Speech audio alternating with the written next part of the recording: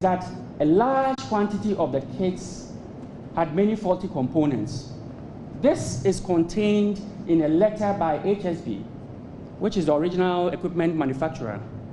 And we agree with them that they should change it. As a matter of fact, the cheapest way to go about this is to swap the components that are on it. The fingerprint scanner still satisfies the standards. So a lot of components are functional on the BVRs. And therefore, the entire BVR can be swapped for a new one, and the cost will be just a tiny fraction of what the EC is talking about. It's just like having a vehicle you can trade in at the dealership for a new one, or having a phone, S8 Samsung, and you trade it in and pay the difference for S10. That is done. And it is recommended because there is no market for used biometric equipment. So why are you keeping it? Trade it in. Okay. The next claim by the EC is that in 2016, 47% failure rate was noticed during the preparation. Note the words carefully. Preparation for registration. Ladies and gentlemen, this only means that when they finished with the 2012 elections and packed the machines, and they went for it again to be used for about 3-4 years, they had to service 47% of them. That is very normal. In fact, that even shows that these are very good equipment. Imagine having 100 vehicles packed for 4 years. How many of them would you need to service before you put them back on the road after 4 years? Probably all of them. So this here, again, the term failure rate is misleading. When associated with the registration component, failure rate means something else. It's just like discussing a loan agreement with somebody, and then you are using interest rate to mean how interested the person is in getting the loan. That is how it sounds like when they use failure rate for servicing. Now, the next claim by the EC is that the battery packs had worn out and therefore decreased battery autonomy. Ladies and gentlemen, how many of you will throw away their phones because the battery has ceased to function? It is not done. The batteries can be acquired, and in this case, it is important to note that the original equipment manufacturer, which is HSB, is even bidding for the new process, which means he's interested to work with EC. So why don't you go to them? In fact, we had a similar situation at the National Identification Authority, and we have to bring in batteries that will give a certain output of current and voltage. And it is important to note that these here in any way does not affect, or it doesn't challenge or undermine the credibility of the current register. Now, the EC's claim of image quality obtained from the fingerprint scanner were increasingly deteriorating. Ladies and gentlemen, when we say that the fingerprint scanner, images from it is deteriorating, you would think that it's an engineering problem, right? It means it is due to wear and tear. I just told you that even though they were bought in 2011, we have used it for 81 days. So how come that the fingerprint sensors will be deteriorating? This is fallacious, and it is not at all true. In fact, we have an image of the scanner document here, because they have claimed that the scanner is not certified by FBI. So we took the pains to look for the data sheet of the scanner. And if you go down, you'll see it says that the scanner is certified by FBI for civil ID and AFIS applications and components to and compliant to the Ident US visit. That is the system you go through when you are visiting the US. Now, here again, ladies and gentlemen, it is important to note in the EC's new specification, they have indicated that they want to go with FBI Appendix F. And they cited an example as being used by the IFIS of the United States. The IFIS is a criminal IFIS, where you go to crime scenes and you pick prints. Because of that, they have higher resolutions. This particular scanner has a resolution of 500 ppi. That is the standard for civil identification. The EC's next claim. Oh, go ahead, please. The EC's next claim that the inkjet printers are failing at frequent rates. You know, I think of all the claims, this is the most ridiculous. I'll tell you why. If you work with, by the way, the BVRs, the standard term is MRW, the mobile registration workstations. If you work with mobile registration workstations, you will realize that the weakest link is a printer. How troublesome is a printer in your office, let alone putting it in a case and sending it around? So you fix them. If you buy a new BVR today, you would have frequent issues with printers because that's how they are. So the fact that you have issues with printers does not mean that you throw away the entire subsystem. You work on them. And during the times that I was at NIA, we had technicians who will go to the field and then work on the printers and other things. And then again, before I move away from this slide, I'd like to also talk about the portmanteau structure of the BVRs. That is the standard. It is a standard because it is supposed to stand firm. When you drop it at a certain height, you should be able to open it and use it. And by doing so, they create the hard plastic metal with foams in it that will hold the components together. Now, somewhere in 2012, 2011 onwards, certain Chinese companies and South African companies took to the habit of designing them without these protective gear. And most countries that bought those ones had to go back to the portmanteau. So the portmanteau is not a problem. It is actually designed that way. The National Identification Authority just procured portmanteaus in 2019. It doesn't mean they don't know what they are doing. Now, we're finished with the BVRs. Let's look at the BVDs. Again, the EC claims that the purpose-built device had been in operation since 2011. Here again, these equipment are used 10 hours per elections, and we have had 5 elections. So they have been used for just 50 hours. So the fact that they were procured earlier does not mean that they are not functioning anymore. In fact, the EC themselves agree that there are 62,000 of them working. So if you need 80,000, why don't you buy the rest? Why do you throw these ones away? Then again, it is also important to note that these equipment was the part of the equipment that were refurbished in 2016 and made anew. So tracing it back to 2011 is again misleading. Now, the claim that the cost associated with it has always been refurbishment. That's normal. You keep refurbishing and upgrading. That is the philosophy that the EC had until 2018, when there was change in leadership, and all of a sudden, we have this appetite of buying new systems. Okay, then let us also state that, does this mean that the register is not credible? No, it doesn't. This is a subsystem. Okay, let's move. Now, high failure rate of BVDs. Ladies and gentlemen, page 5 of the EC's press conference tells you that 34,000 people were verified correctly by the fingerprint modality.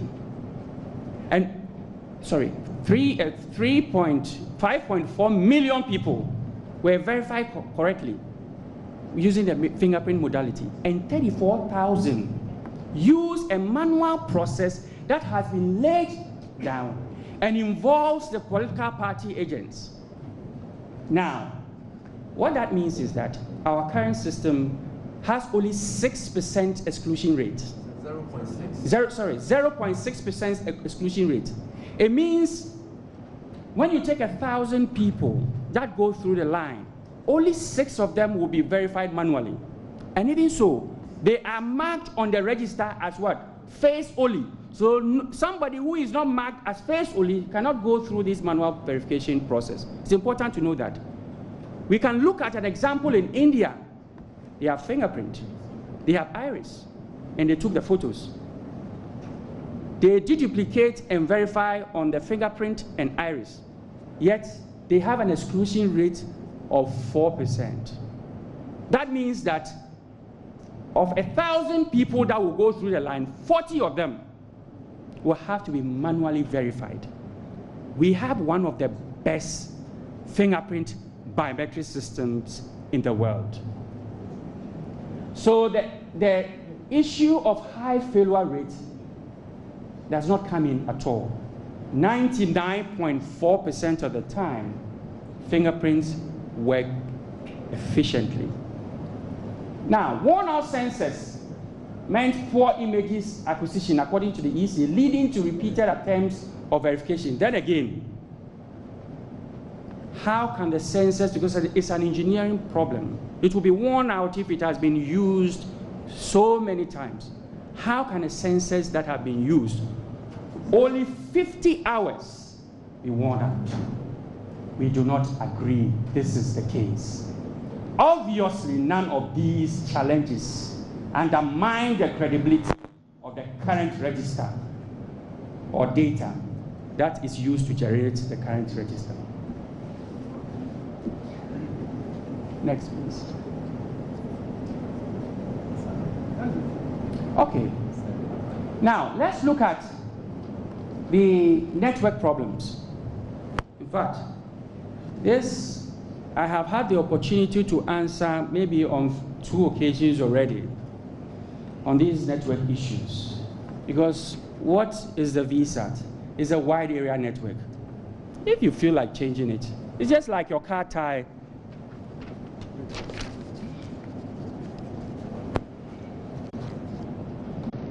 Yeah, so it's just like you have a flat tire.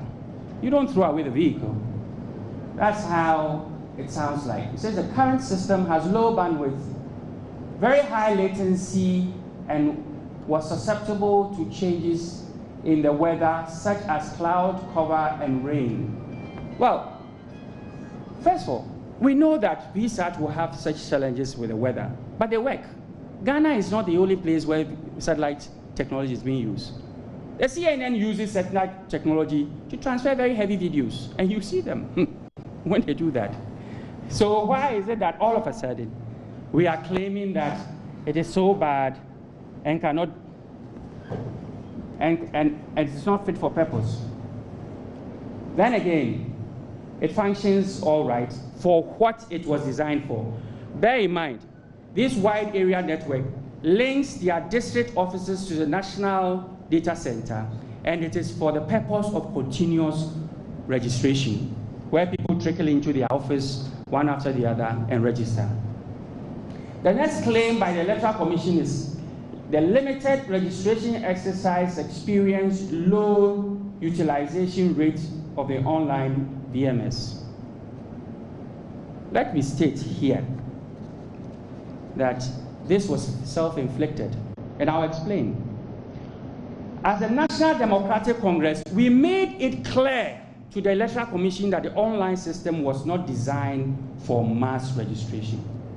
It was designed for continuous registration where people go in, trickle in one by one to go and register. We made that very clear.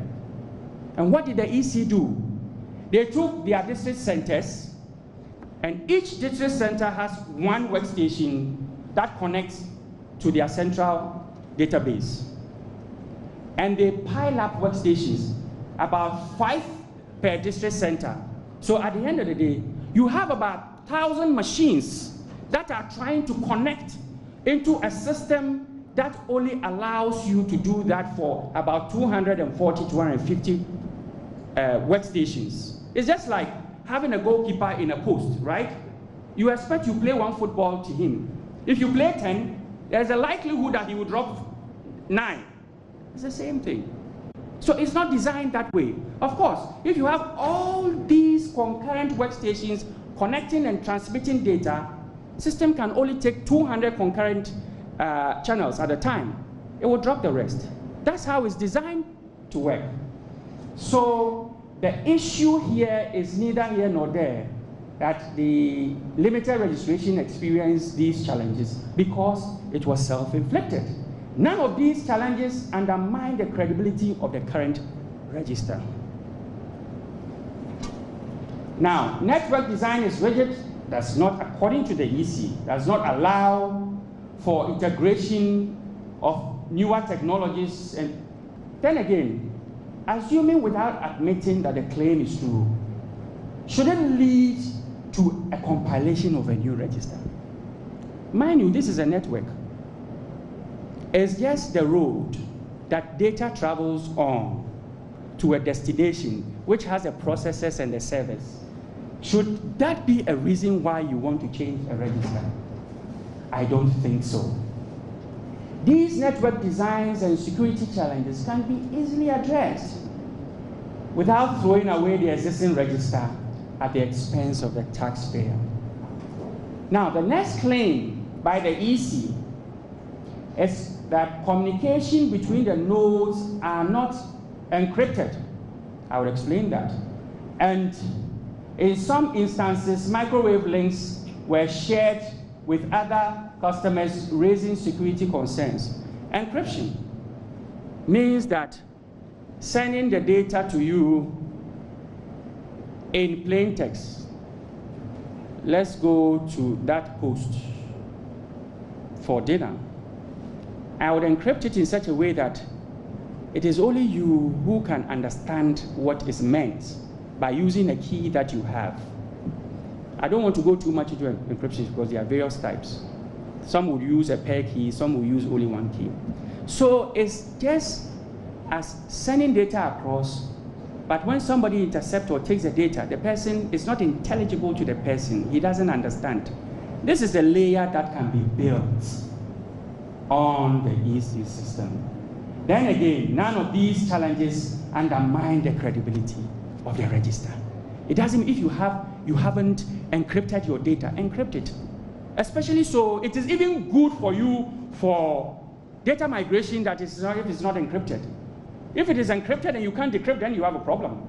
But if it's not encrypted, then you have the opportunity to build your own encryption on it so that you can read it when it gets to the destination. Okay, now, data center.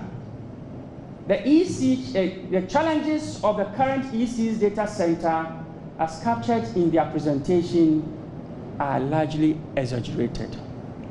In fact, some are non-existent. They even talked about the data center being too warm. As a matter of fact, at IPAC, I offered to show them where to get air conditions for their data center. Okay, the current data center has worked effectively since 2012. And as a matter of fact, before I even proceed, let us remind ourselves that in 2019, between June 17th and July, and June 17th and December 17th, it went through all the processes that it needs to do and got a register ready for an election and verification happening. Now, assuming that a national bank that plans to build a new data center will need to invite all its customers and say, come and reopen account with us, or come and re-register or reconfirm your account. That does not happen anywhere. This is a made-up excuse, and it's not even an intelligent one. Now, assuming without admitting that the EC needs a new data center, we have a government institution that has built data center environment that can be shared with the Electoral Commission.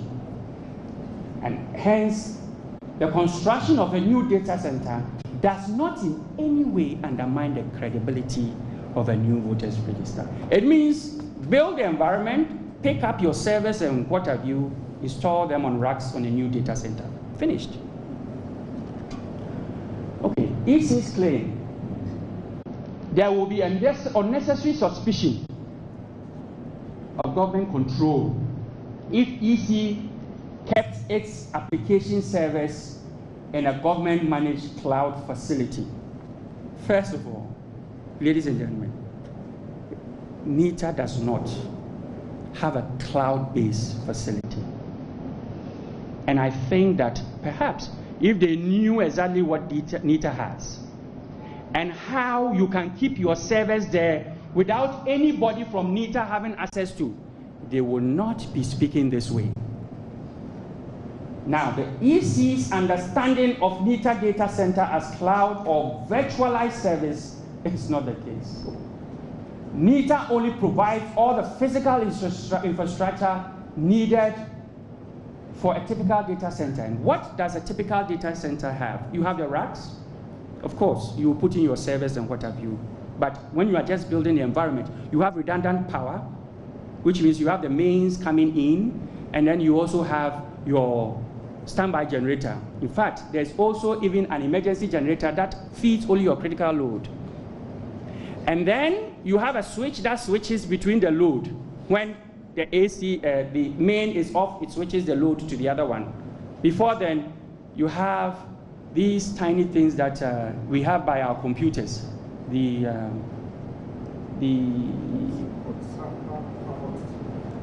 hold the load, but the battery packs. UPS. Thank you. The UPS holds the load whilst it's in transition. That's all. So all the load is held by, at your data center is held by the UPS whilst the switch takes place. So that there's no flick. Because once you flick, you can fry your service.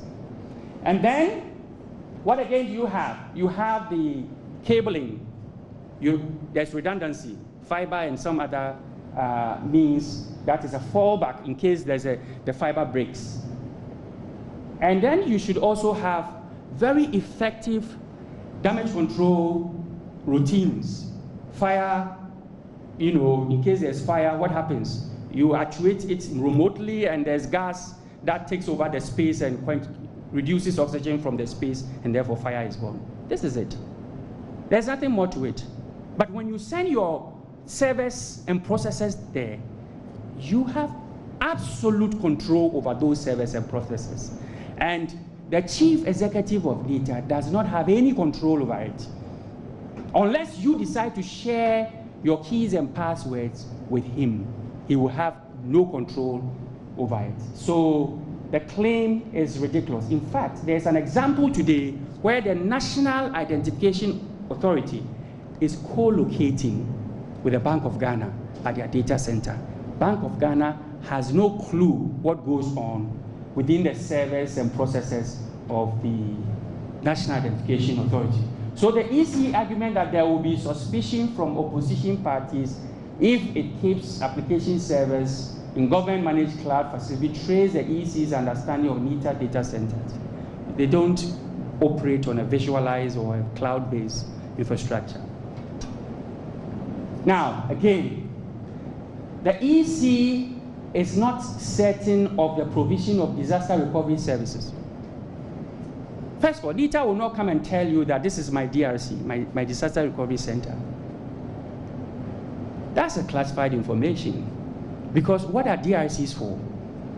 It is built and put away from the primary. So just in case somebody drives a plane into the primary or something happens, a natural disaster takes out the primary, you have data and you can still provide services, right?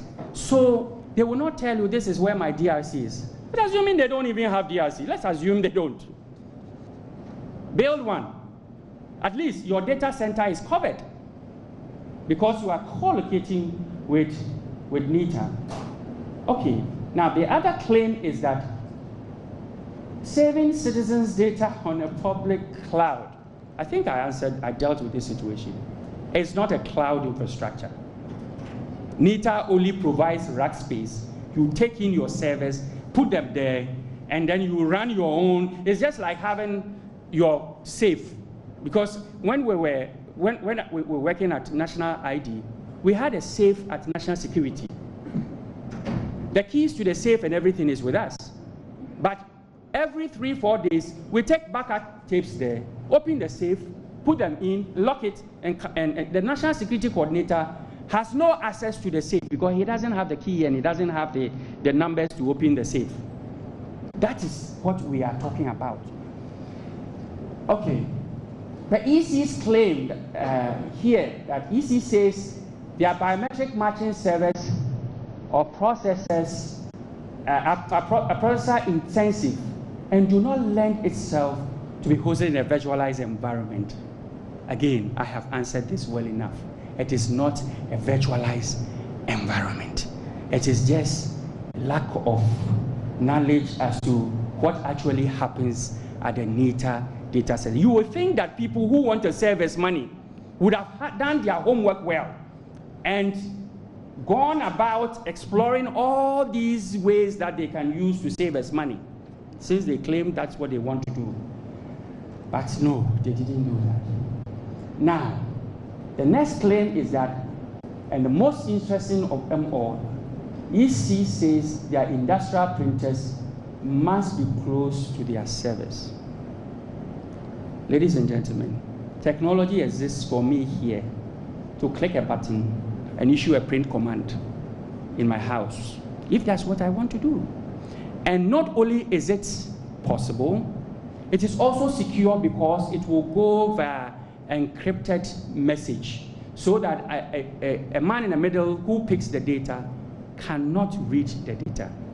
So then again, sometimes you get surprised when some of these things are put on paper. Now, the EC's claim that source code is not available in relation to the biometric voter management system. As a matter of fact, of all the claims they have made, this one is the one that is the most ridiculous. And let me explain that to you. If you have a vehicle that you want to drive yourself around from home to work and what have you, the atomic structure of the various components mean nothing to you. It doesn't help you in any way in efficiently driving the vehicle. Nobody gives a source code of their biometric matches. We have 11 biometric systems in Ghana. DVLA has one, Passport has one, Ministry of Finance, they have the Cogent AFIS, that is for controller deduplicating payroll, and then they also have the eSwitch, which is a MOFO one. NIA has a Demalog and a MOFO AFIS. SNET has a different office. I don't know which one they have. SNET has, but the airport here, there are 2 AFISes there. PISES by the US government, and then there's also a Gemalto office. And let me state that none of these AFISes have the institutions even attempted to request source code. It doesn't happen. And as much as it is one of the excuses they have given, it is not even a competent one. You know, so the source code, the client does not need a source code of the software, in order to run the applications. It must be noted by both Afarijan and Mrs. Charlotte Osei. Yeah, Charlotte Osei successfully delivered a credible elections without having the source code. Source code, no, not there. Okay, so the big question is, what does the Jane Mensah-led EC need the source code for? What do you want to modify? And the risk is that if you ask for a source code from Sergeant, for example, and it's part of your contractual obligation, they will give you a source code, all right, but it will not be their source code that they have developed and sell outside there. They will develop something from scratch for you. And the risk associated with something that is not tried and tested also comes in. Okay. biometric templates are being kept in proprietary format. Before I take this slide, I would like to explain to you, if I may call this biometric 101. First of all, you take, and I'm going to stick to the fingerprint modality. You go for registration, they capture your alphanumeric, then they capture your biometrics, the fingerprint. The EC captures two biometrics, fingerprint and the photos, but they only utilize the fingerprint. Now, an application called the encoder runs through the fingerprint, each one of them, and then extract what we call a template. These are some digits, and that is the unique identifier for that particular print. Now, that template that is extracted, you can do it in the standard format in accordance with ISO 19794 series, or you can do it into your own proprietary template, which means what you are comfortable with and what you use for matching that you think will be efficient for you. Now, the EC is saying that the templates are in proprietary format. That's fine. A lot of the biometric companies keep them in. Morpho has a proprietary template. In fact, I have even seen a proprietary template by a company called Multimedia Glory of Malaysia. And it is so small, I wonder how it works, but it works efficiently. That's how they run their system. Now, the question is, are you condemned to use the proprietary template? No, because the images are present. So if you have the images, the encoder of a new company can re-encode into the new template. And how do we know that the images are present? The EC, they have said time and again that the images are not present. This is a typical report from the EC called the adjudication report. And I'll explain how it works. If I registered in 2012, today I go to the EC and register. We are in 2020, right? The system alone cannot disenfranchise me. There will be a hit that exists in the database, but the system alone cannot do that. You need to put out alphanumeric data of the person as the person registered in 2012 and in 2020. Then on page 2 is the biometric data sheet. You put the biometrics you collect. So this is page 2, the photos, and one side will be the images of the print as was captured in 2012, and the other side will be as it was captured in my most current registration. Ladies and gentlemen, if the ECs claim that the images are absent, how do they generate their adjudication report? Because this here is a typical adjudication report where the person registered in 2012 and registered at a later date in 2019. So how did they get the 2012 prints to match and show that it is actually the person who registered in 2012? So that is a lie. It's not true. Okay. The next claim is biometric templates being kept in. I think I've dealt with this one. Now, BVMS challenges, vendor. BVMS application modules are built by different vendors. Components of subsystems can be built by different vendors. There's nothing wrong with that. If there's no documentation or it's fully documented, document them. How do you throw a system away because it's poorly documented? You see, that is the nature of the excuses that the Electoral Commission is making.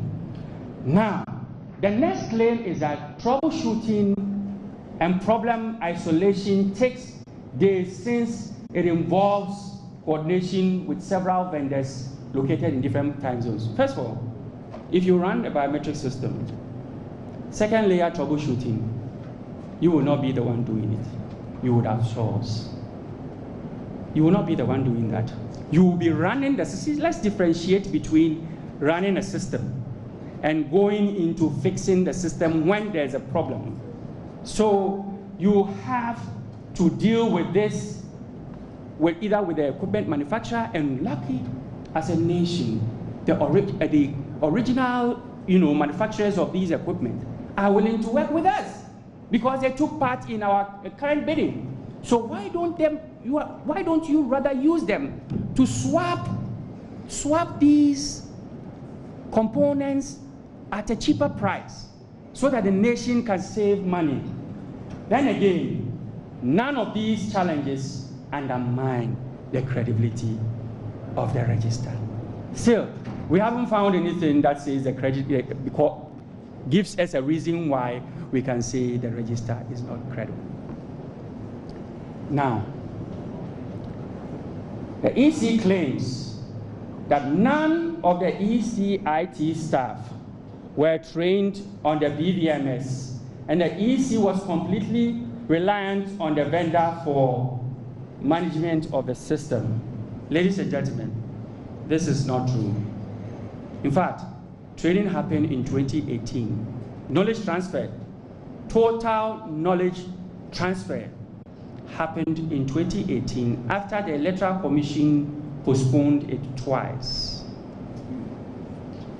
And again, so the contract for the knowledge transfer was 333,500 United States of America, which is about 20 billion OCs, which is about 2 million of the new cities. So, and quite apart from the fact that we can state emphatically that knowledge transfer has occurred, and by the way, all the passwords they have also been handed over. Quite, apart from the fact we can state emphatically, ask yourself, in 2019, every single functionality of the system was run successfully. At the end of the day, 99.4% inclusion rate, 0.6% exclusion rate, no incidents. How did the EC do that in 2019? Because their contract with STL ended in 2018. In any case, antidote to ignorance is acquisition of knowledge, not system, discarding a system or a register that you have yourself described as credible. You don't throw it away. Not at all. EC claims that application server used for the online VMS was limited to 200 concurrent connections. Please, I want you to note this statement from the EC. If you know that your application server, the application server can only handle 200 concurrent connections to your various workstations, how come in the district level elections you tried to connect 1,000 machines? Then you went back and said that because it couldn't handle 1,000 machines, 1,000 workstations connecting simultaneously, you have to throw away the register. So you see, sometimes their own statements contradict.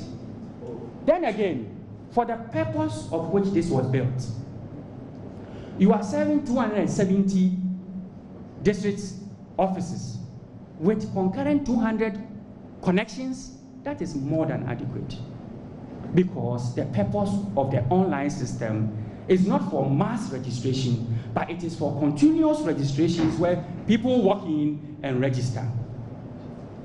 So for the purpose of which it was built, it works perfectly.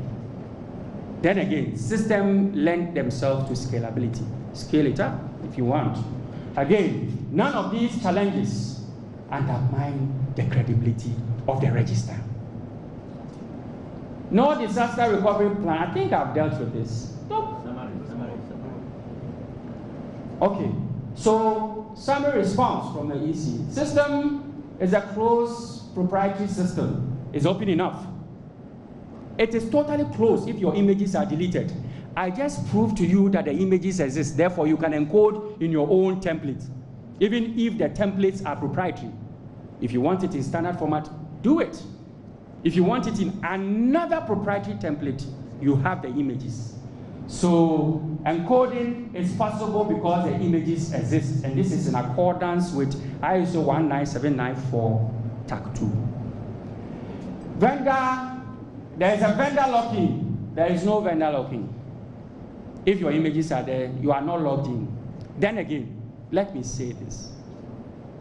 Assuming without admitting that you had a vendor locking, and let me, remember I said there is no vendor locking. You cannot have a vendor locking from a company that is doing business in other areas in your economy. Example is Malaysia. Sajam Mofo locked their biometric system in. Government demands that they unlock them immediately or they are kicked out of the economy.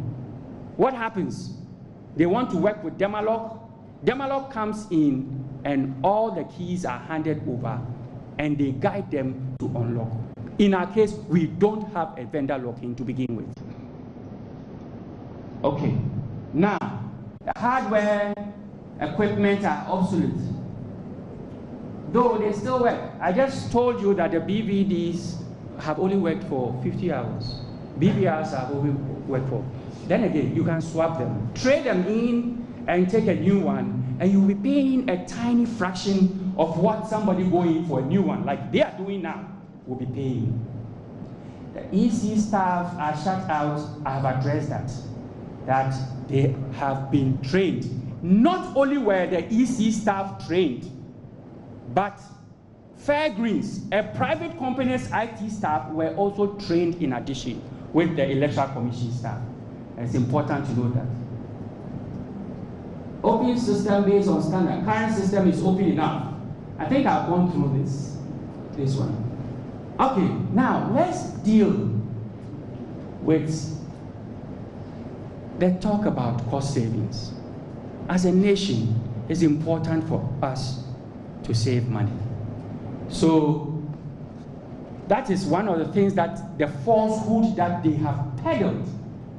Now, that is more cheaper to register 17 million voters using a new system than to register only 1.5 or even less, because we are going for a continuous registration before elections, and if that happens, it's only about 1 million or so you need to add to the register. How can that be more expensive than registering 17 million people? EC's benchmark cost of 5,000 USD per BVR, allegedly quoted by STL. Bear in mind, we have asked for these documentation and we still haven't received it. However, how can you dangle a cost of one company and make it the gospel? And then you reduce it a little bit to $3,500 and you say you are saving as money when Nigeria bought the same equipment for $1,770.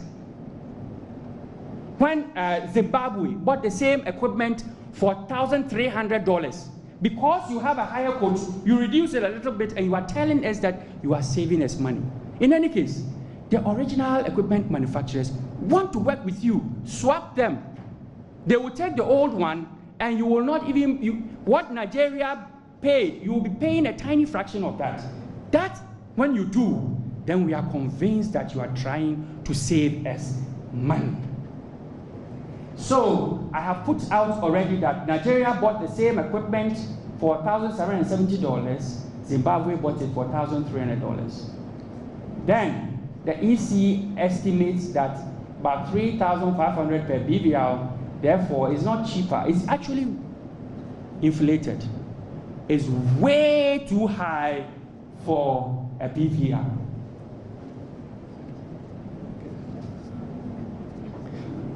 Then again, the impression that new registration of 399, the impression that the cost of the new registration is 399 or 444 million is half-truth. You are buying the equipment for 377. These are just 3 workstations, by the way. And then you are re-registering. Because you are throwing away the data, you are re-registering for 390. Now, this is important to note that that's almost 800 million Ghana cedis.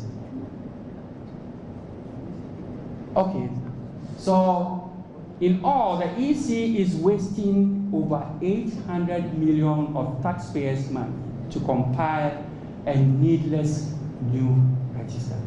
This could have abolished the dreaded double track system and also the no-bed syndrome. In fact, as a nation, if we have 800 million Ghana cedis, there's a lot we can do with it. Now, the timelines.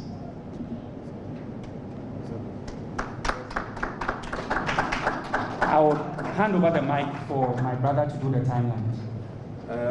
Thank you very much, ladies and gentlemen. We've gotten to the concluding part of today's presentation.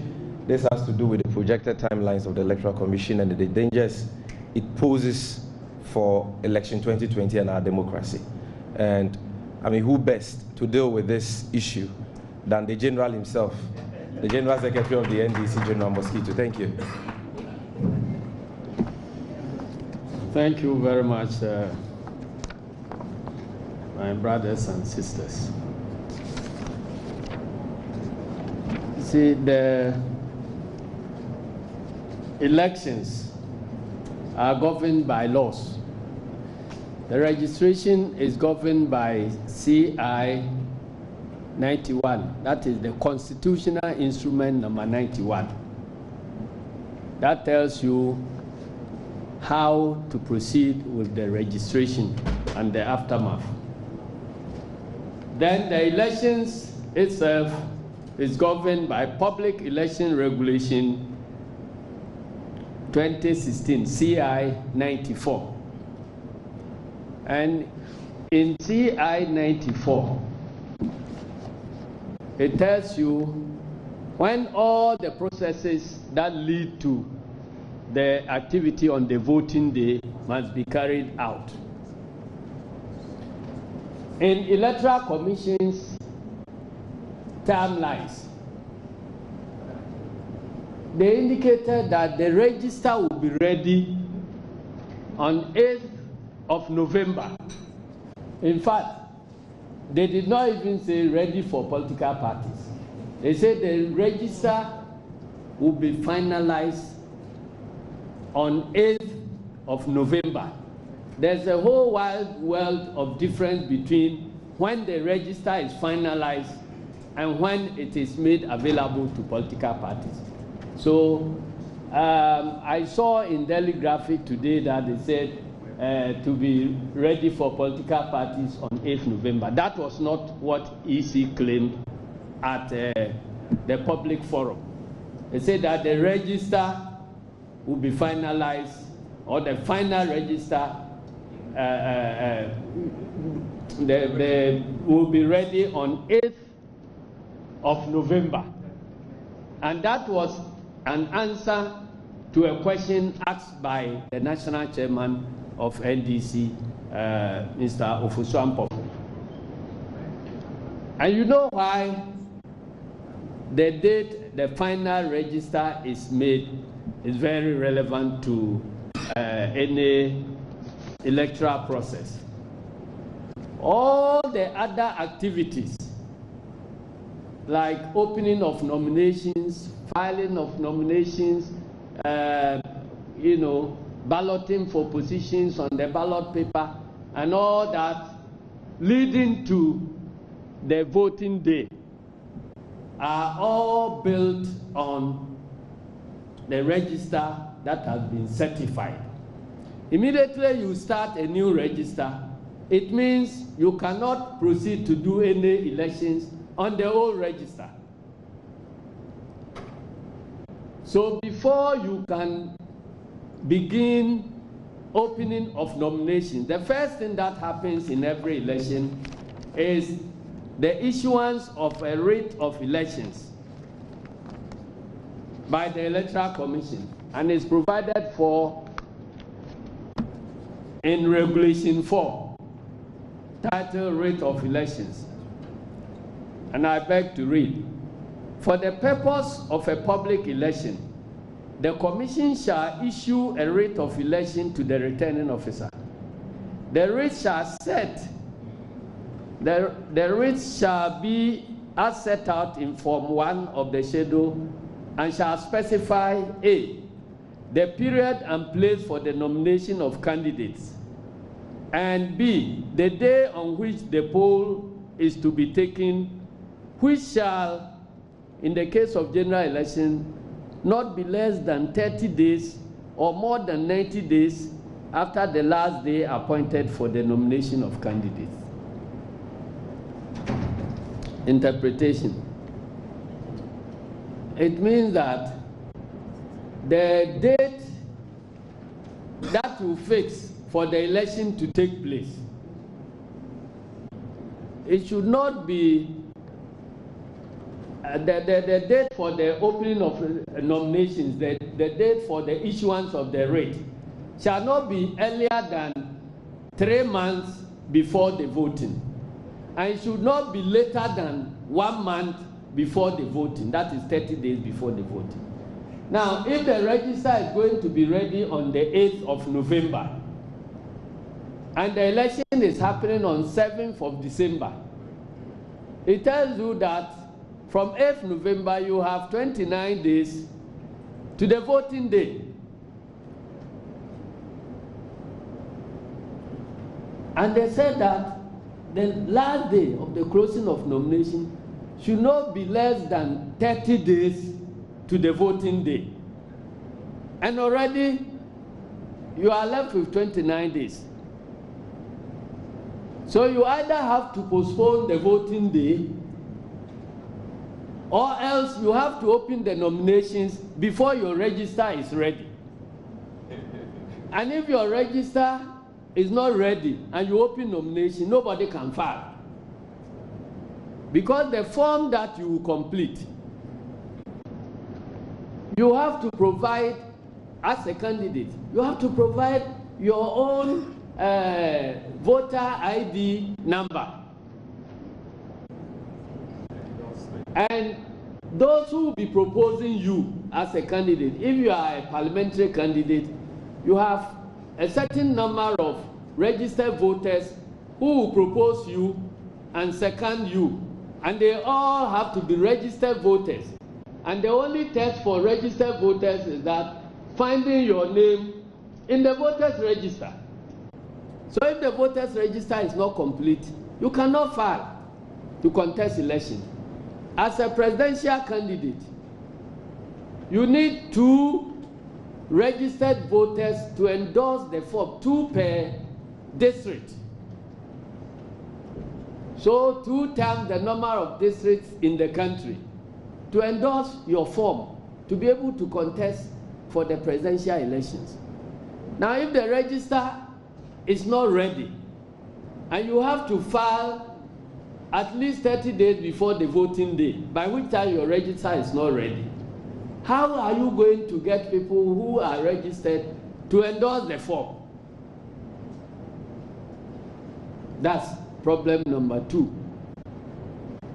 As if that is not enough, there are instances where people who have registered in one place may wish to transfer their vote to another place where they will be during the voting day.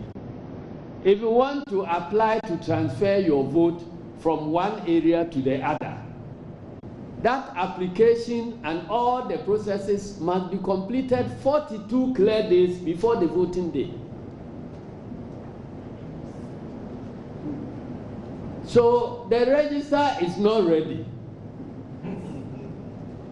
The register is going to be ready only 29 days before the election. And yet you are required to apply 42 days before the election to get your vote transferred to another place. It means vote transfer is not going to be possible. There's a provision for proxy voting. When you know you are not going to be available to cast your vote, there is a provision where you can request for a proxy form, complete it, and your name will be put on the proxy voters list. So that when the voting day comes, the person you have nominated can go and cast the vote for you. The proxy voting list must be completed 42 days before the election day. So this election ahead of you, you can't do proxy voting. And the worst thing, you know, anytime we talk about the change of register and the fact that we don't agree, any media person who has interviewed me in Ghana, the next question they will ask is, you won't agree, so if they want to continue with it, what will you do? As if it doesn't affect you, the media people. Now let me tell you how it's going to affect you. We have special voters list. In the past, before 2016, it didn't cover media people. So that those of you who are sent on assignment on the voting day, you lose the opportunity of registering or opportunity of casting your vote. So before 2016, you fought a very tough fight, and we had to include the media personnel on the special voting list.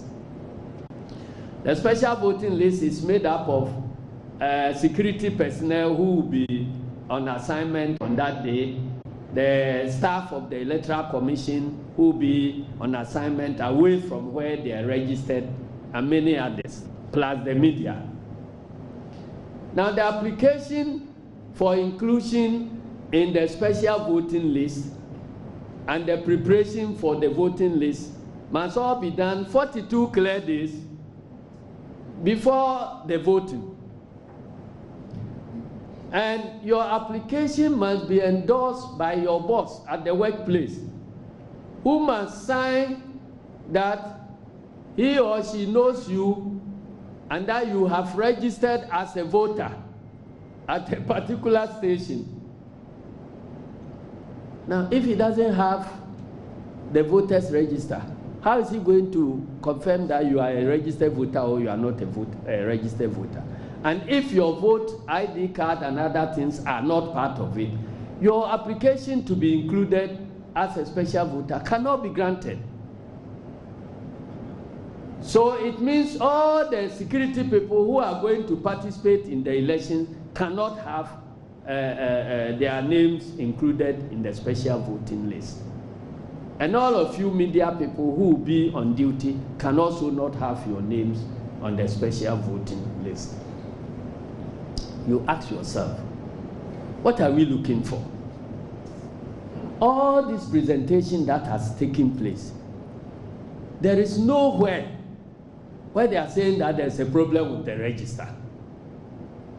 In the Electoral Commission's own presentation, the only thing they said about the register was that there are names of dead people on the register.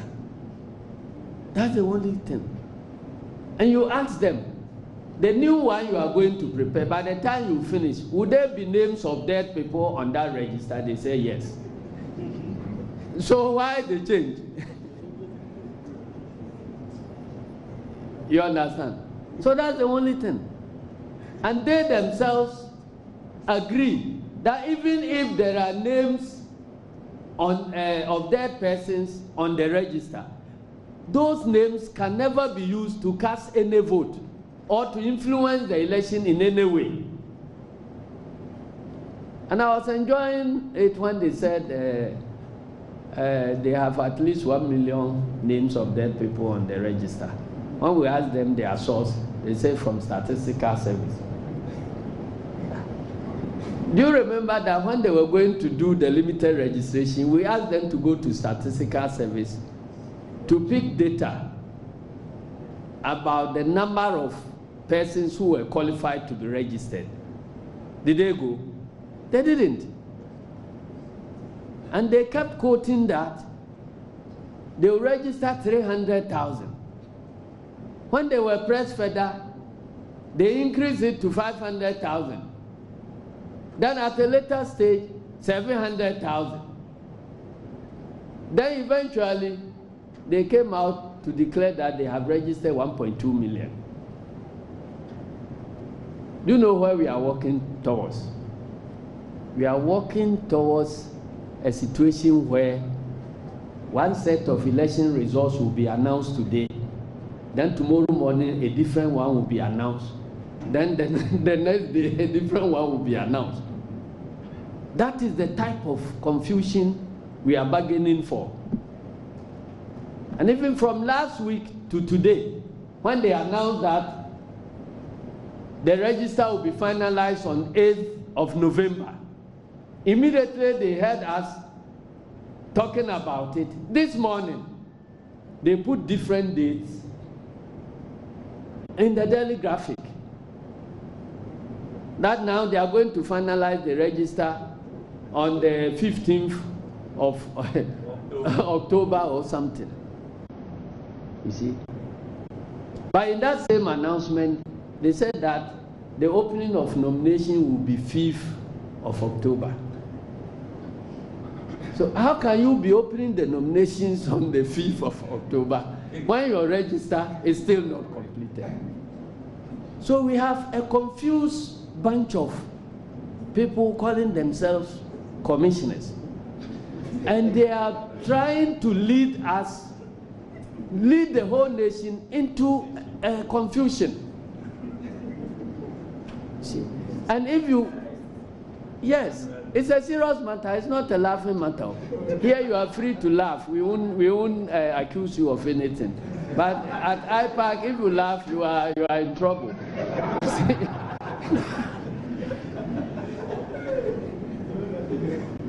You see, and when people accuse us of just creating trouble, you ask yourself, every single occasion where we had warned Electoral Commission that don't do this, if you do it, you run into problem, and they refuse to listen.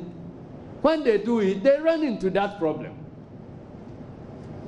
So can't you compare what we have been saying and what they have been doing to see who has been telling the nation the truth?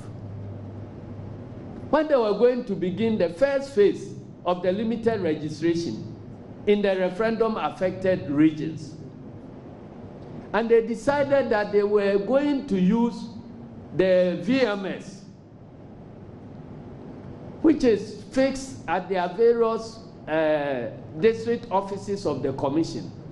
We warned them that the VMS is not intended for mass registration. If you apply it for mass registration, it will fail. Because it can handle only 200 entries concurrently. And you are going to force it to handle about 1,000. So it will fail. Now when the thing failed, they now come to say that, well, the equipment has failed. If you go and you want to use, what do you call it? A tricycle to carry a timber log. Won't it crash? You know it. You went in with your eyes open. And we warned you, don't do it. They did it and it didn't work. When they said they will be registering 100,000, and we said this thing will fail. When they came out, they had registered only 47,000. Hasn't it failed? It has.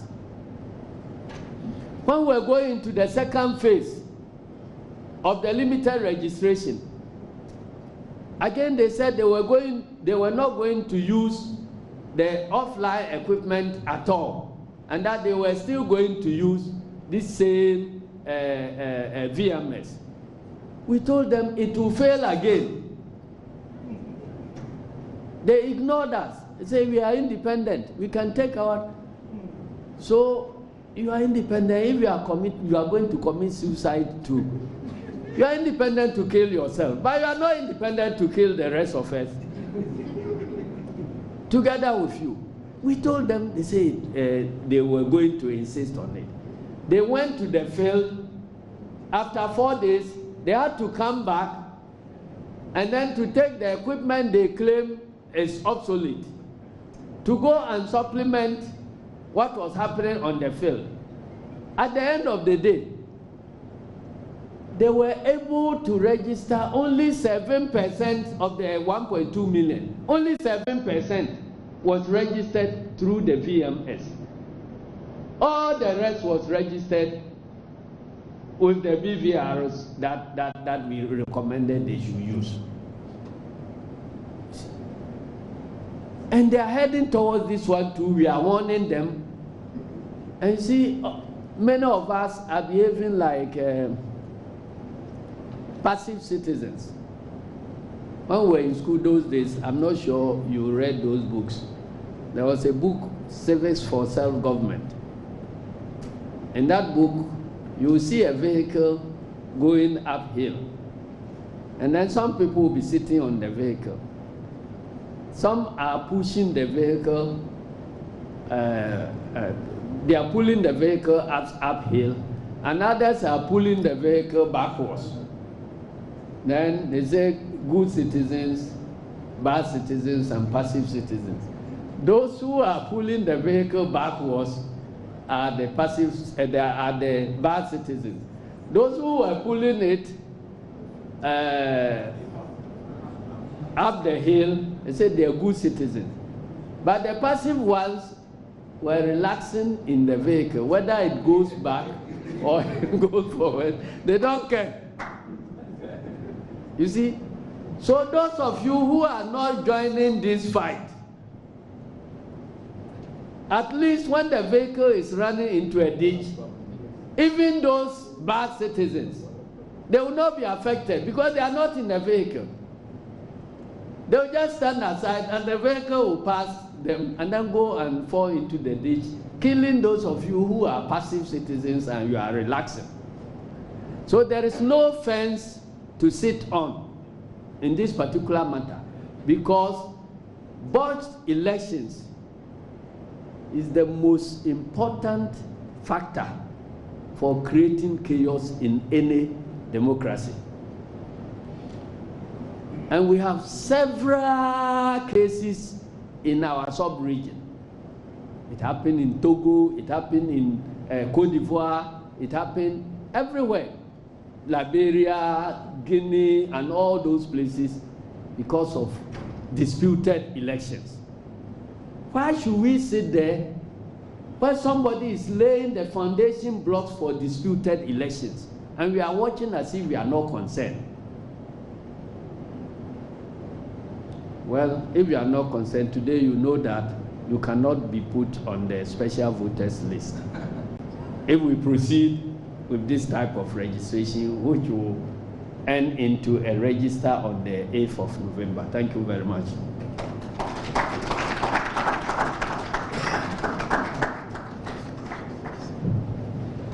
Thank you very much, General, for that brilliant, insightful presentation. Ladies and gentlemen of the press, we have come to the end of this presentation.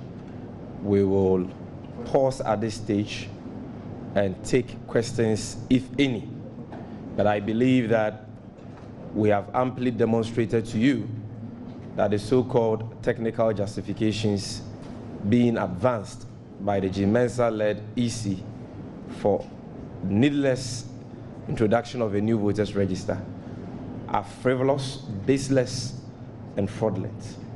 We have also demonstrated to you that their claims of cost saving are completely baseless and that what they are seeking to do is what is rather inflated.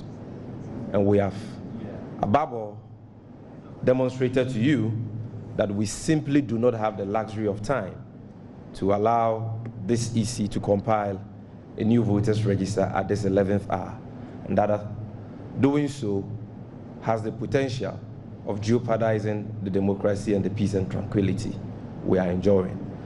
At this stage, I will ask that if you have a question, kindly raise up your hand. If the presentation was detailed and self-explanatory enough and you don't have any questions to, you can indicate that. So do we have any questions? Any questions?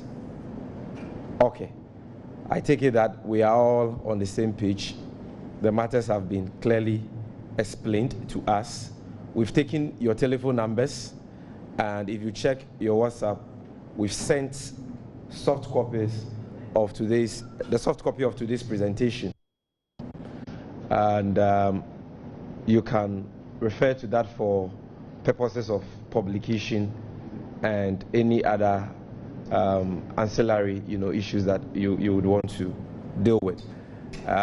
We will also appeal to you to kindly wait behind for a few minutes, as a designated officer will be attending to you. So thank you very much for coming. I thank the leadership of the Interparty Resistance who are here, the spokesperson, Chairman Bernard Mona, Honorable Hassan Ayarega, IT experts, the founder and leader.